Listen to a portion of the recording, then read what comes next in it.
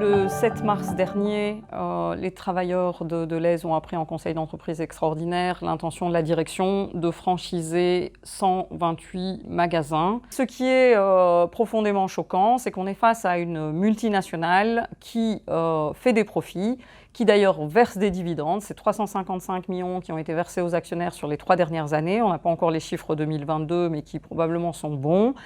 Et qui se décharge complètement de sa responsabilité patronale en confiant ces magasins, donc ces 128 magasins, à des gérants indépendants. La direction justifie son choix en expliquant que la croissance de la rentabilité dans les magasins franchisés, donc gérés par des indépendants, est plus élevée que la croissance de la rentabilité dans les magasins intégrés, donc les magasins de l'enseigne stricto sensu.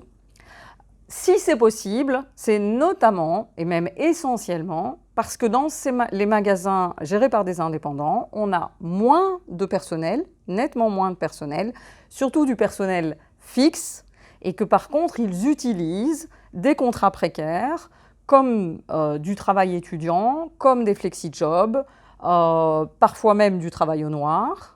Et que par ailleurs, les travailleurs dans ces magasins-là ont de moins bonnes conditions de rémunération, mais aussi globalement de conditions de travail, parce que dans ces magasins-là, ils n'ont pas de représentation syndicale et donc pas la possibilité de s'organiser collectivement pour négocier des améliorations. Donc on se retrouve dans une situation où le groupe Deleuze a organisé, en fait, sur les années, son propre dumping social, c'est-à-dire la mise en concurrence de travailleurs dans des magasins qui sont gérés par des indépendants avec les travailleurs qui sont dans les magasins intégrés.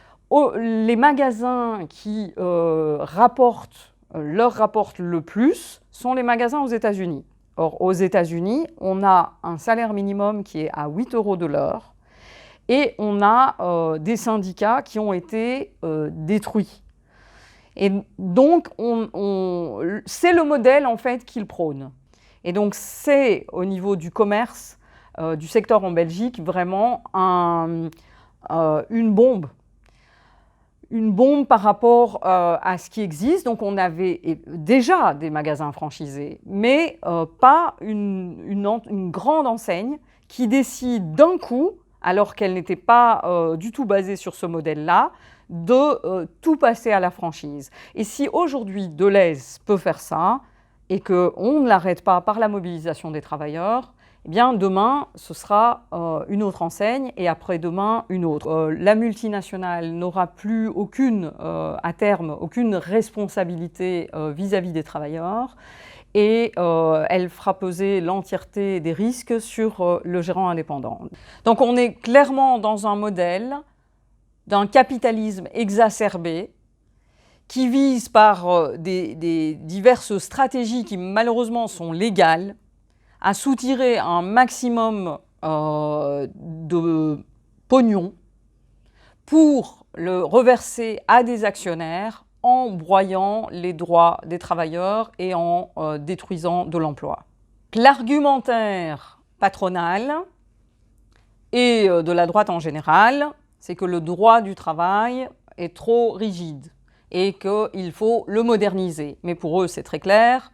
La modernité, c'est le retour au XIXe siècle, c'est-à-dire avec des travailleurs qui sont seuls face à leur patron, qui ont le moins de droits possible et qui ne peuvent pas s'organiser collectivement. Si c'est ça, la modernité, ça ne correspond pas du tout à notre vision comme CNE du progrès social. Plus on aura de magasins en franchise et plus les droits des travailleurs dans le secteur du commerce seront mauvais, sachant que déjà aujourd'hui, le salaire dans le commerce est de 30% inférieur au salaire moyen belge. Et que par ailleurs, on a des conditions de travail qui sont pénibles. Je parle de la charge physique, je parle aussi des horaires qui sont variables, des heures tardives, du travail les samedis, parfois le dimanche. Donc on a déjà un secteur où les conditions de travail et de rémunération sont plus faibles et qui pourraient être encore dégradées si on laisse faire ce que Deleuze est en train de faire, qui ouvrira la porte à d'autres acteurs. On a Mesdac qui a commencé la même démarche quelques mois avant Deleuze, et donc pour l'instant ils se bousculent tous pour aller vers ce modèle-là où eux ne prennent plus aucun risque, mais ils tirent du pognon quand même du commerce. Par ailleurs, c'est un secteur qui est confronté également au développement de l'e-commerce. Et face à ça, il faudrait qu'on ait en face de nous des entreprises patronales responsables avec qui on peut réfléchir à l'avenir du secteur.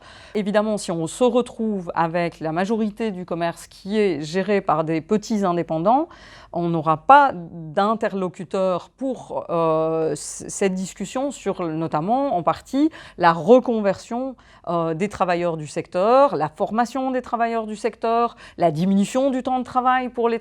Donc il y a tout à fait une manière positive d'envisager une sortie par le haut pour tous les travailleurs du secteur, alors qu'aujourd'hui, ce que Deleuze propose, c'est au contraire de revenir au XIXe siècle en individualisant complètement la relation de travail. Et donc on se retrouve dans un modèle vraiment où on sort du salariat, mais par le bas, donc en dégradant les conditions pour les travailleurs et les travailleuses. Il ne faut pas confondre le petit commerce du coin avec le franchisé.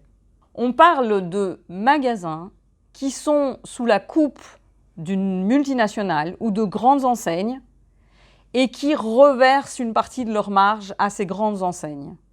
Il faut savoir par ailleurs que Deleuze est propriétaire de la totalité des magasins qui vont être mis en franchise, et donc du coup les loyers du gérant indépendant qui reprendrait un magasin Deleuze iront dans les poches du groupe Deleuze. Donc on est clairement dans un modèle économique d'une grosse entreprise qui se décharge complètement de tous les risques, mais qui par contre ramasse le pognon. Ce qui est essentiel aujourd'hui, c'est l'organisation et la détermination des travailleurs à ne pas se laisser faire, à réagir et à réagir collectivement, de manière organisée, pour faire face à cette attaque patronale. Parce que ce qu'on voit aujourd'hui, en fait, dans le secteur du commerce, on l'a vu hier dans le secteur bancaire, donc ce n'est pas uniquement une thématique du commerce. La seule chose qui permettrait d'arrêter le rouleau compresseur de ces grosses entreprises capitalistes, c'est la mobilisation et la détermination des travailleurs.